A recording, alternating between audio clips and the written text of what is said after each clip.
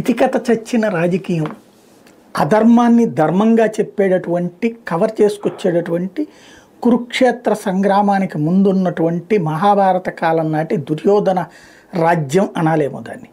ఎందుకు అంటే నువ్వు నీ మాట నువ్వు చెప్పావు, వాళ్ళకి సంబంధించి నిజంగా అధర్మం అనేటటువంటిది అగ్రభాగానికి చేరిందనే దాన్ని సిగ్గు లేకుండా సమర్థించుకునేటటువంటి వ్యవస్థకి సజీవ సాక్ష్యం ఈ ప్రకటనలన్నీ కూడా.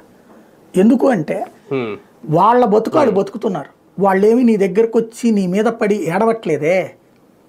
వాళ్ళకి అప్పజెప్పిన బాధ్యత ఒక 40 కుటుంబాల దగ్గరికి పోవటం, రాష్ట్ర ప్రభుత్వం సంబంధించిన కొన్ని పథకాలు, కొన్ని యాప్లు, వాటి ద్వారా పోయి నీ ఇంట్లో పెన్షన్ ఉందా లేదా, ఇదిగో వీళ్ళకి ఇప్పుడు ఈ నెలలోనే 60 వచ్చింది కదా, ఇక ఈ అవ్వకి పెన్షన్ వస్తుంది, లేకపోతే కనుక ఆ అమ్మ ఉంది కాబట్టి ఈబీసీ నేస్తం వస్తుంది, బిడ్డ ఉంది కాబట్టి అమ్మ ఒడుస్తుంది, ఇట్లాగా ఎక్స్ప్లెయిన్ చేసి వాళ్ళకి ఆ పథకాలని అర్హుల దగ్గరికి ఎతికి మరీ ఇచ్చినటువంటి ఒక చక్కటి నిజాయితీతో కూడిన వ్యవస్థ, బాధ్యతాయుత తత్వంతో కూడిన వ్యవస్థ, ఒక జవాబుదారీతనంతో కూడిన వ్యవస్థ.